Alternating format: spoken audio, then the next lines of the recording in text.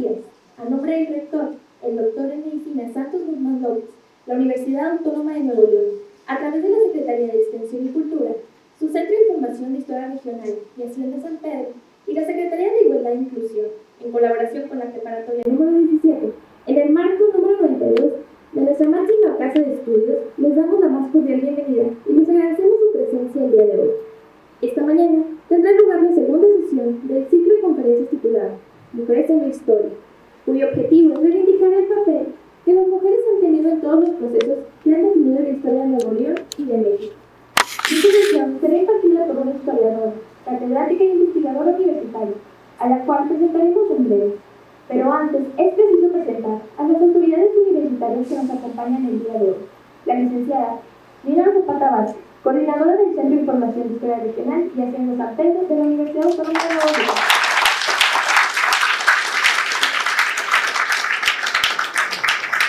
El maestro Osiel Quirino Rodríguez Sergio, director académico de la preparatoria número 17 de la Universidad Autónoma de Nuevo León, en representación.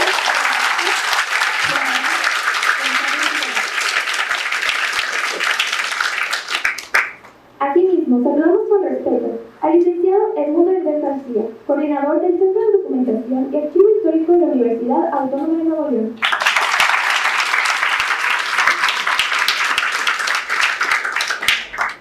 A continuación, escucharemos un mensaje del maestro Osiel Quirino Rodríguez Serna, subdirector de la preparatoria número 17 de la Universidad Autónoma de Nuevo León.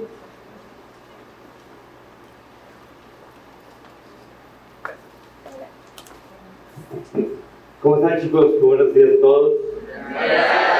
A nombre de nuestro director, el doctor Juan Adán González Villarreal, pues quiero darles la más cordial bienvenida a esta serie de conferencias tituladas Mujeres en la Historia. Es para nosotros un gran orgullo, estamos muy emocionados, muy contentos de que seamos partícipes de ser sede para una de estas conferencias dentro del ciclo. Agradecerle, licenciada Dinara Zapata Vázquez, directora del Centro de Información de Historia Regional de San Pedro, por siempre tener esa sinergia con la preparatoria número 17. Esta es su casa, siempre son bienvenidos y en todo lo que podamos apoyarle, cuente siempre con nosotros de parte de nuestro director, nuestro Juan Adán González. Agradecerle también a todo su equipo de trabajo, el licenciado Emilio, el licenciado Herbert, director del Archivo Histórico de nuestra universidad. Gracias por acompañarnos. Y bueno, pues quiero que sean ustedes testigos, chicos, del papel tan importante que juegan las mujeres dentro de nuestra sociedad.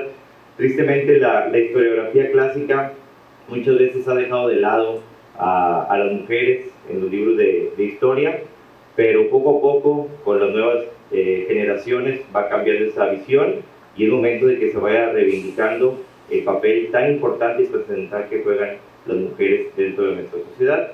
Y por qué no, ustedes, queridos estudiantes de la preparatoria 17, que el día de mañana se conviertan en grandes humanistas, en grandes científicas y en grandes ciudadanas que aporten y mejoren cada día la sociedad en la cual nosotros estamos desempeñándonos. Entonces, queremos darles la bienvenida a cada uno de ustedes.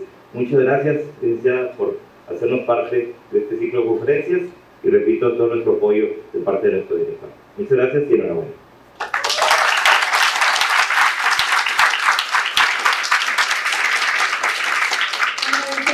Al subdirector de la preparatoria número 17 por este cordial mensaje de bienvenida.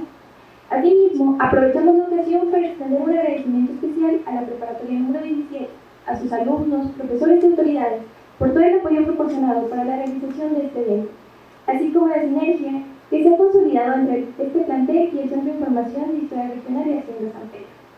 Sin más por el momento, vamos a comenzar con lo que es nuestra conferencia magistral. En esta segunda sesión del ciclo Mujeres en la Historia, escucharemos la conferencia magistral titulada Mujeres Universitarias Ilustres, a 92 años de la historia de la Universidad Autónoma de Nuevo León, a cargo de la maestra Susana Juliet Acosta Villo, a quien agradecemos por haber aceptado participar en este ciclo. Me voy a permitir leer una pequeña semblanza de nuestra conferencia. Susana Juliet Acosta Villo es licenciada en Historia y maestra en Arquitectura por la Universidad Autónoma de Nuevo León. Sus líneas de investigación son historias de las universidades, de la educación y de la arquitectura escolar del siglo XX.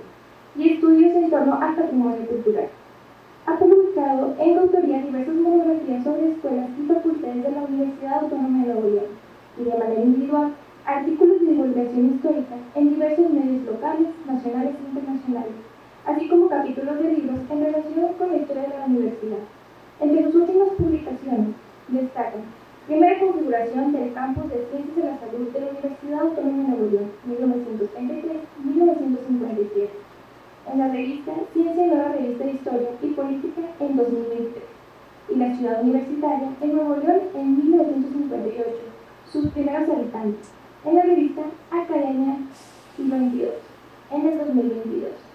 Además de las investigaciones históricas, actualmente se desempeña como profesora universitaria de nivel medio superior y como editora adjunta de la revista cultural Reforma del Siglo XXI, que publica en la preparatoria número 3 de la Universidad Autónoma de Nuevo León.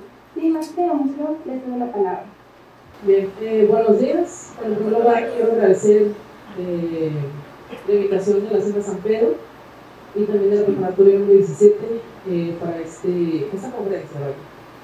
Que, como comentan, se enmarca dentro de esta serie de conferencias de mujeres en la historia, y pues particularmente el tema es sobre mujeres universitarias.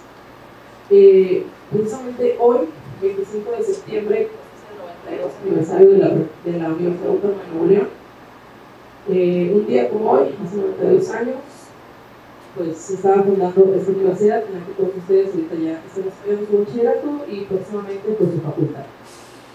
Bien, precisamente iba a pedir si podían apagar un poco las luces para que observaran esa fotografía. Quise comenzar con estas imágenes porque quisiera que ustedes, como estudiantes, sobre todo las chicas aquí presentes, me digan qué ven de novedoso en esa fotografía. La generación es de ingenieros, ingeniería mecánica y administrativa.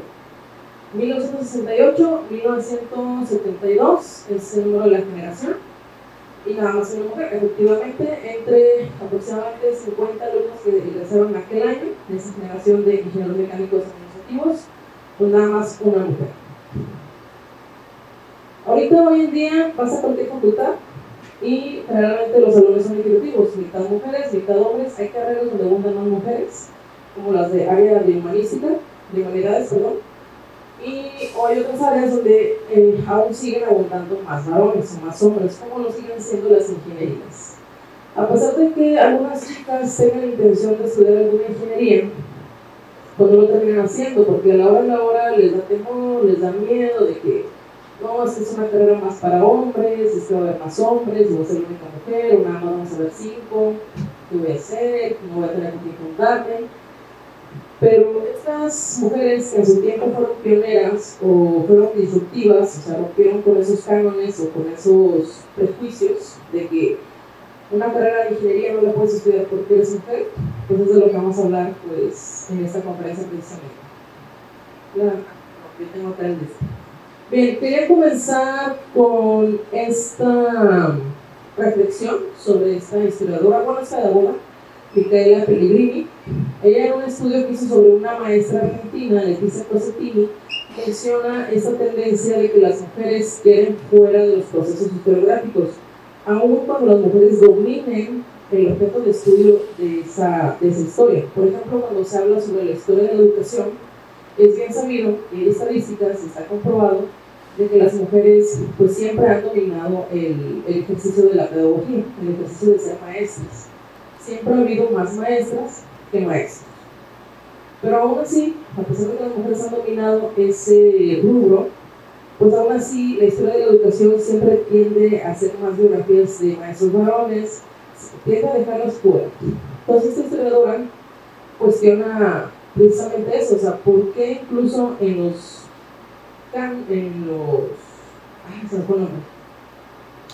sucesos históricos, vaya, donde las mujeres dominan, por qué aún así se quedan fuera? Y bueno, esta pequeña charla, sobre todo para ustedes, sobre todo para los estudiantes de preparatoria, pues tiene este objetivo de recuperar un poco de historias de mujeres universitarias que en su momento han sido sumamente destacadas, pero que en la historiografía general de la universidad va a ser un tanto difícil encontrarlas. Creo que es cerrada con que la que sigue. Bien, Ahora, ¿por qué el título de esta conferencia? No sé si ya han ido a rectoría.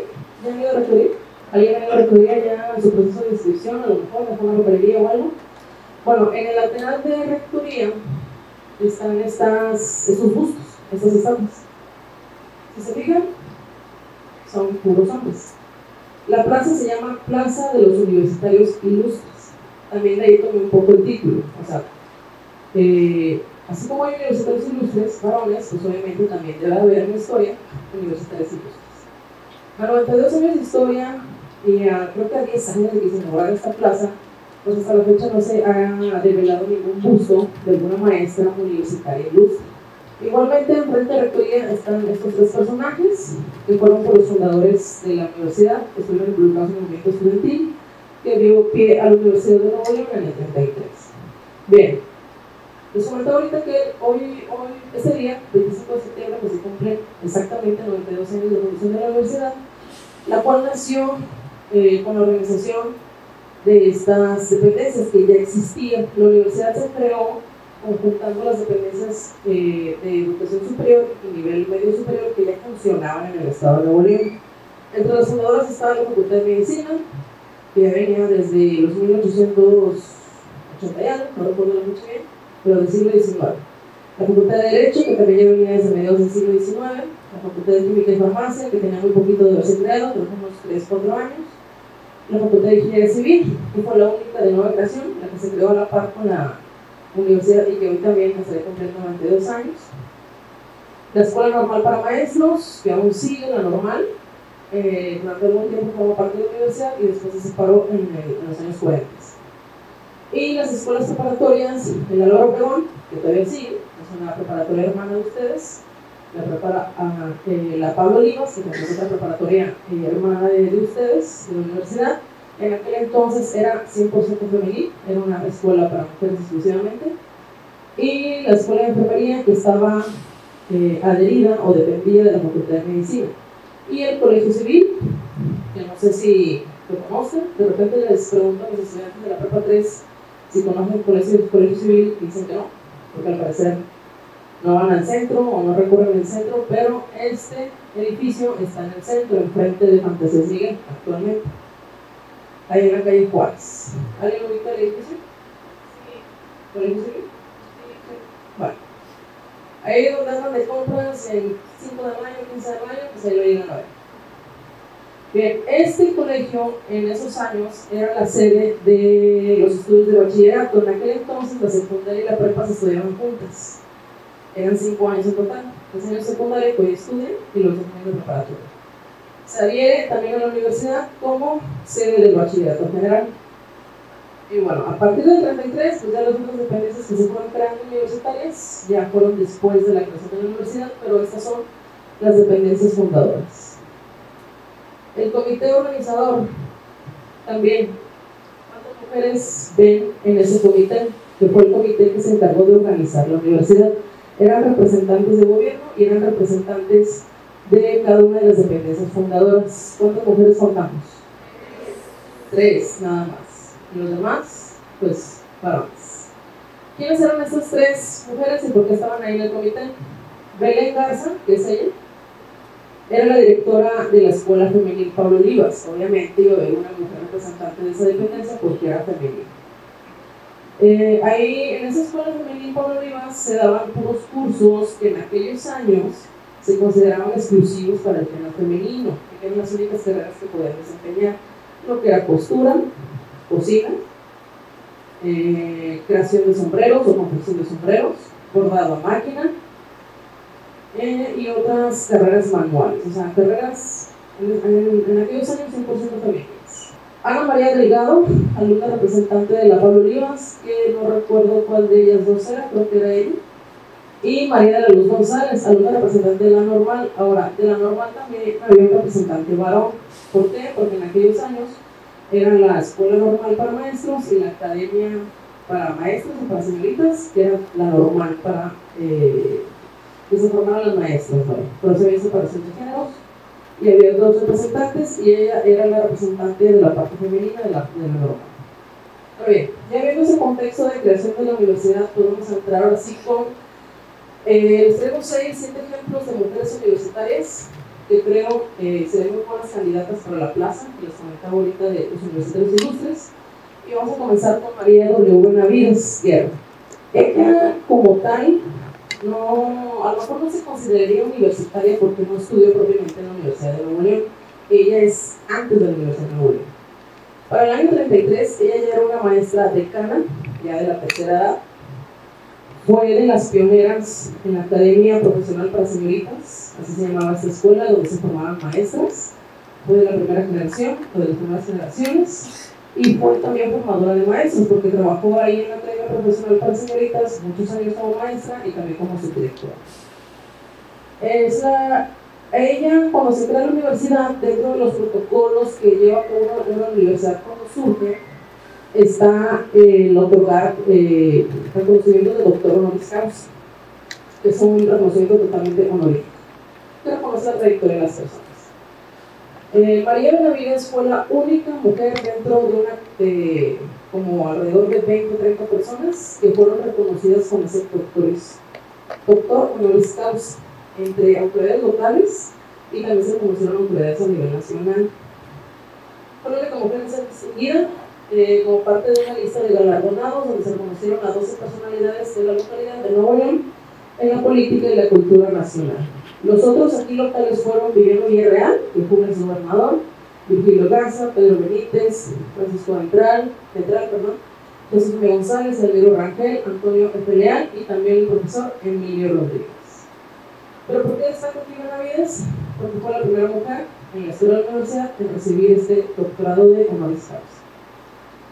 Y la única en esa lista. Lilia Hantuch.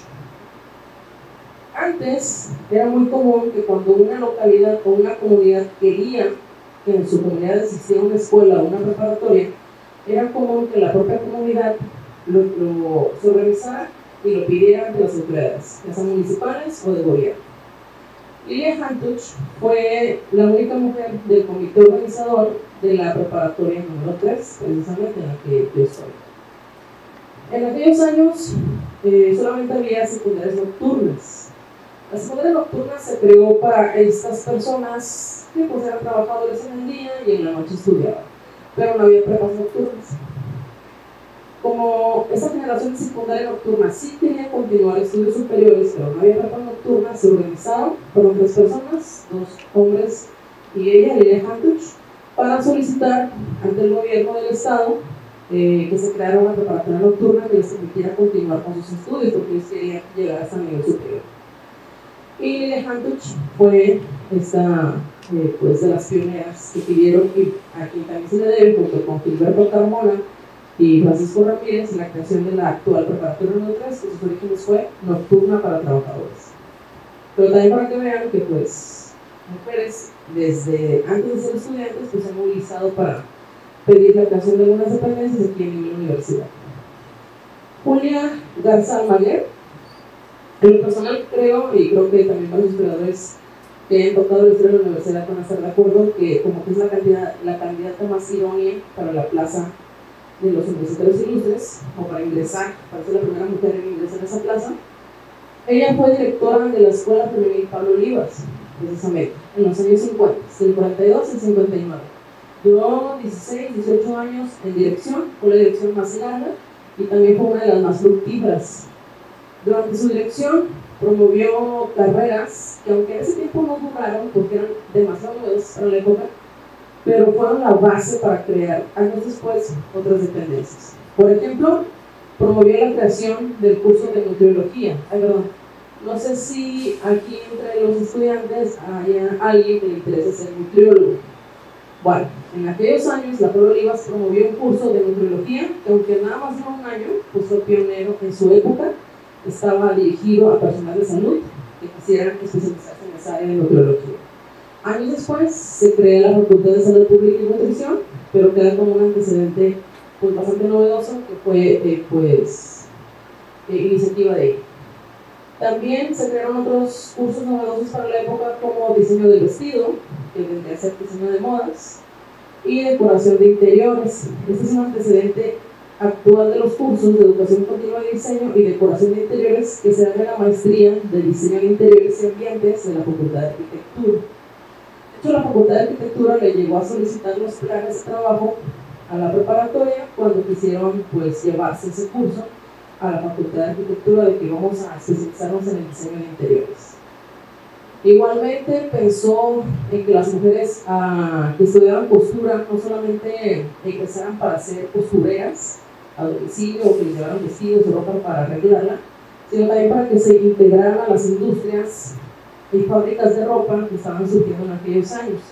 En los años 50, Monterrey empezó a ser como que la sede de la moda. Se empezaron a crear muchas fábricas de costura de modas, de fabricación de ropa, de calzado, y por eso también fomentó la creación de un taller de costura industrial para que las egresadas se pudieran integrar a esas fábricas.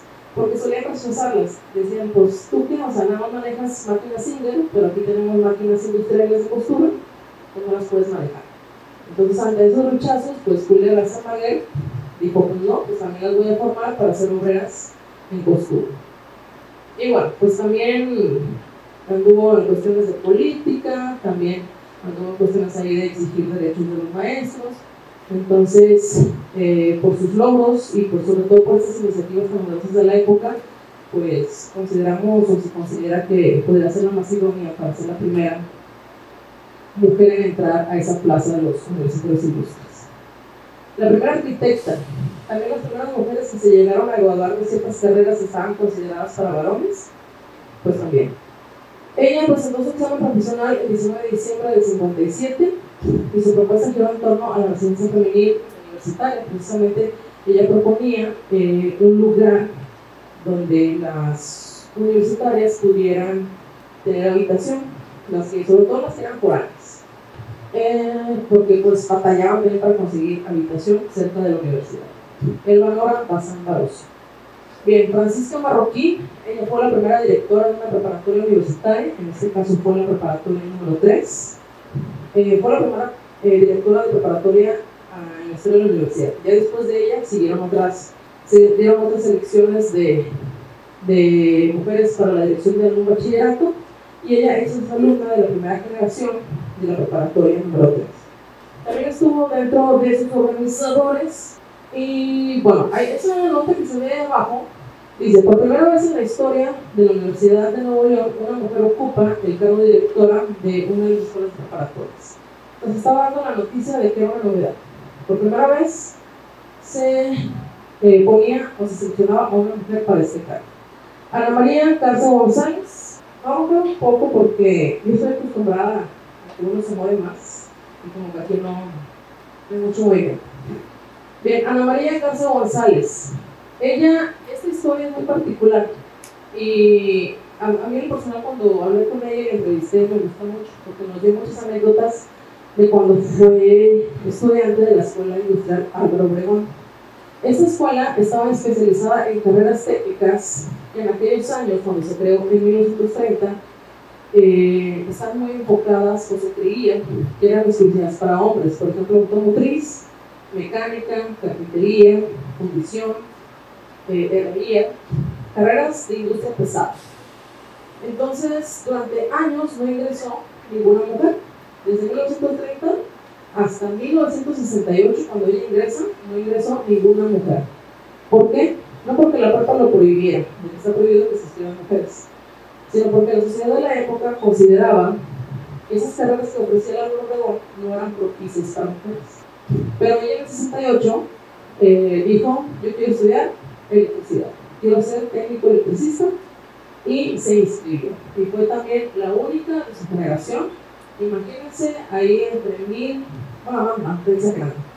entre 500 varones, la única mujer estudiando el taller de electricidad. Y pues aquí nos cuenta esta anécdota que no sé si alguien puede hacer favor de ayudarme a leer, un estudiante. Son mujeres, pero tienen que hacer todo lo que hacen los hombres, si no, no van a durar aquí. Ser técnico electricista, y sí, era muy raro, porque en aquel entonces la mujer no sobresalía en las áreas técnicas, y para empeorarla, la Álvaro tenía fama de tremendos, puros varones.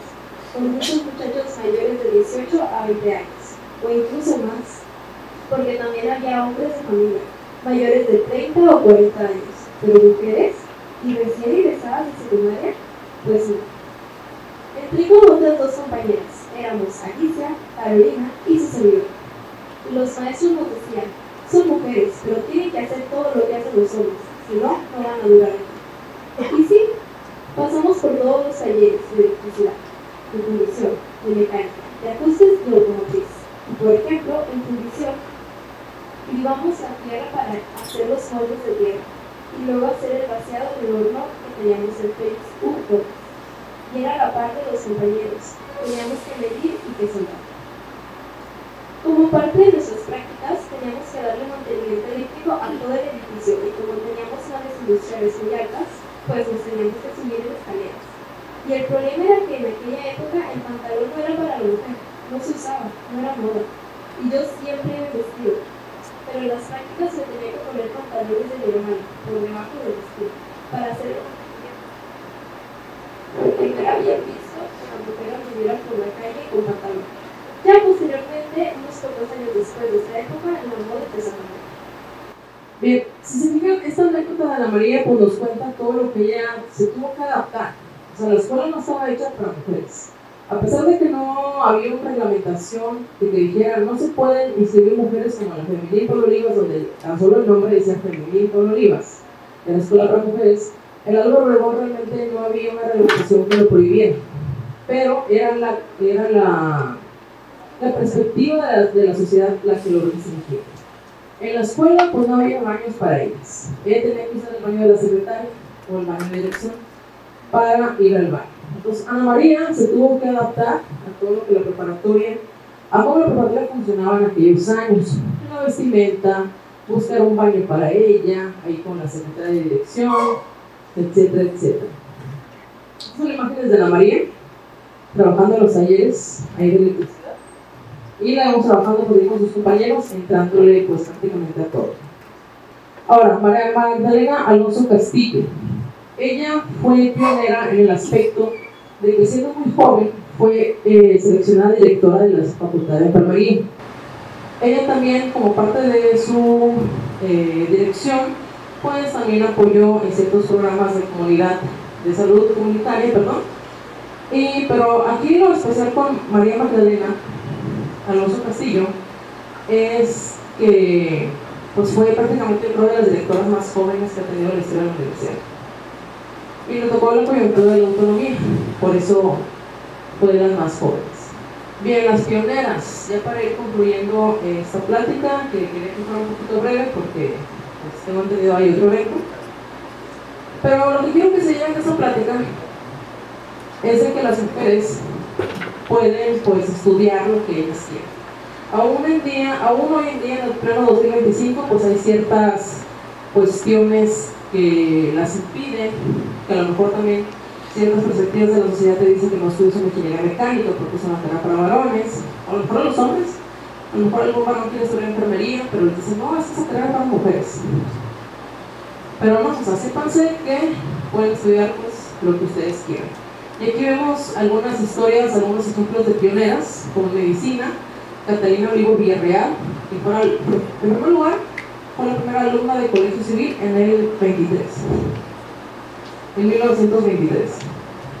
Le tuvo que pedir permiso al gobernador para estudiar la preparatoria. Ustedes, alumnas que están ahorita aquí estudiando, ¿se imaginan pedirle permiso al gobernador o al alcalde para estudiar la preparatoria? Quiero estudiar prepa y tengo que pedirle permiso al alcalde Semilla de Flores para ingresar a la prepa 17. Porque quién sabe si me dejan entrar porque soy mujer. Ella lo tuvo que hacer, pedirle permiso al gobernador y también tuvo que pedir permiso después para estudiar la carrera de medicina. Ingeniería civil, Ana Laura Gilina Puch, la generación 4955. Ingeniería mecánica y eléctrica, Alicia Margarita Torres Villanueva, 5366. Agronomía, María Elvira Álvarez Luna, titular en 70. Derecho, Francisca Ramírez y María de Jesús de la Fuente O'Higgins. Y especialidad de cirugía, la doctora Marisela Zárate Gómez, en el 72. Ella es de 72, estudió una especialidad, que también en aquellos años a lo mejor ya había mujeres estudiando medicina, ya había doctoras, pero era raro que estudiaran alguna especialidad, o se les hacía raro a los demás. Ella decide estudiar la especialidad de cirugía general, y uno de los maestros que les tocó le llegó a decir esto: ¿qué vas a hacer después de que termines cirugía? ¿Qué hombre te va a querer? ¿Qué hombre se va a acercar para que lo operes tú como mujer? O sea, ¿a quién vas a operar? ¿Quién va a dejar que se opere de ti porque eres mujer? O sea, no van a confiar en ti porque eres una mujer cirujana. También las pioneras, ¿quiénes fueron las primeras directoras de cada una de las facultades que hay aquí en la universidad? Y bueno, la historia de la mujer también se puede rastrear, obviamente, con las escuelas que estaban consideradas 100% femeninas, que ya les hablé de la Pablo Olivas, que ofrecía carreras o cursos para mujeres, la Academia para Señoritas, o la Escuela Profesional para Señoritas, la Escuela de Farmacia, la Escuela de Música, la Escuela de Trabajo Social, que también es una carrera muy relacionada con las mujeres, y la Escuela de Filosofía y Letras. Ahora, si se fijan, esas carreras donde están muy relacionadas con las mujeres es porque están muy relacionadas con habilidades que se consideran son habilidades propias del género. La habilidad del cuidado, para estudiar para ser maestra, estudiar para hacer enfermería, está la habilidad del cuidado, la habilidad para servir a alguien más, como lo es trabajo social o enfermería también, o secretariado, etcétera, etcétera. Las habilidades que eran 100% femeninas, pues se creaban carreras para esas habilidades. La habilidad de servir, la habilidad de cuidar, vamos a crear, eran las carreras propicias para ellas por su género. Pero hoy en día pues se busca que esos cánones o esos prejuicios pues se rompan poco a poco. Incluso hoy en pleno 2025 pues no dudo de que algunas chicas de aquí a lo mejor quieren estudiar alguna carrera tecnológica, alguna ingeniería, pero se lo están pensando porque llega ese pensamiento a la cabeza que dice: esta es una carrera más para varones. Pero no, ninguna carrera es exclusiva de mujer. Estas son imágenes ya de muestras de generaciones de esas carreras que les mencionaba, que eran más femeninas: la Pablo Olivas y la Escuela de Enfermería. Quisiera concluir con esta anécdota que no la alcanzo a leer, pero es un archivo del año 28, pertenece al archivo histórico de la Pablo Olivas. En este documento, un marido de un estudiante de la Pablo Olivas, porque en la Pablo Olivas podían estudiar jóvenes adolescentes, pero también podían estudiar amas de casa ya mayores de edad. El marido le escribe a la directora para pedirle que su esposa sea excusada de no asistir los viernes. ¿Por qué? Porque los viernes eran los días del aseo familiar. Entonces la esposa, como tenía que atender sus labores del hogar, pues no iba a poder atender la escuela los viernes. Entonces, nomás también para que las chicas aquí presentes se den un poco cuenta de la libertad con la que ellas cuentan. Y no son libertades que se lograron desde hace 100 años o 200 años. Estamos hablando, tan solo el voto de la mujer fue en los años 50, hace apenas 70 años. El ingreso de Ana María Garza a la Escuela de Obregón también hace 50, 70 años. Esos son logros conseguidos hace relativamente pocos. Todavía hay gente viva que nació en esos años cuando se consiguieron esos primeros logros.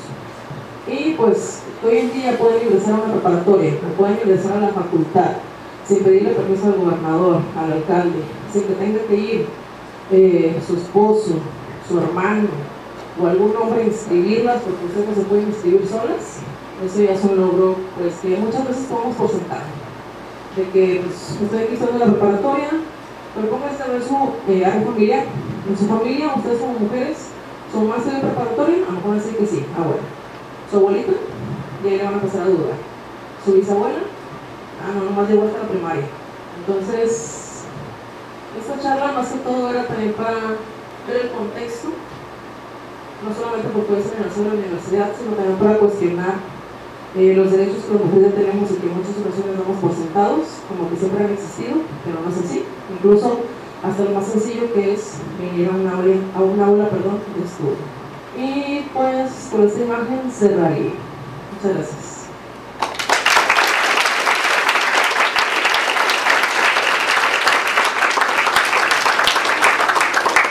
Agradecemos a la maestra Susana Juliet Acosta Vadillo por la conferencia magistral que nos ha impartido el día de hoy.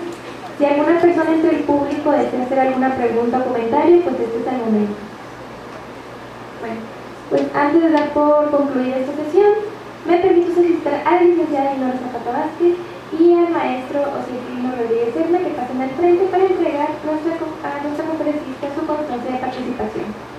La Universidad Autónoma de Nuevo León, a través de la Secretaría de Igualdad e Inclusión, de la Secretaría de Extensión y Cultura y del Centro de Información de Historia Regional y Hacienda San Pedro, otorga la presente constancia a la maestra Susana Juliet Acosta Vadillo por su conferencia magistral titulada Mujeres Universitarias Ilustres, a 92 años de la historia de la Universidad Autónoma de Nuevo León, impartida el 25 de septiembre del año 2025 dentro del ciclo de conferencias Mujeres en la Historia, ayer Flamas Vitatis, Cine de Nuevo León, septiembre de 2025, firma el secretario de Extensión y Cultura, el doctor José Villarreal Álvarez Tutado, y la Secretaría de Igualdad e Inclusión, la maestra en Ciencias, Lorena Cantú Ortiz.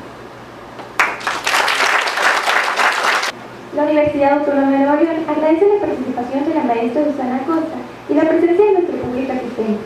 Asimismo, les recordamos que la próxima edición de este ciclo se llevará a cabo el miércoles 8 de octubre a las 11 horas en la Casa de la Cultura de Hidalgo, Nuevo León. Estará con nosotros la historiadora Cassandra Nancy Fuentes Zúñiga, quien impartirá la conferencia magistral titulada Mujeres en la pantalla, representaciones femeninas en el cine mexicano de la época de oro. Asimismo, me permito recordarles que esta y todas las sesiones de nuestro ciclo de conferencias Mujeres en la Historia las podrán revisar en el canal de YouTube Hacienda San Pedro UANL. No se lo pierdan, que pasen un excelente día y de nuevo muchísimas gracias por su asistencia.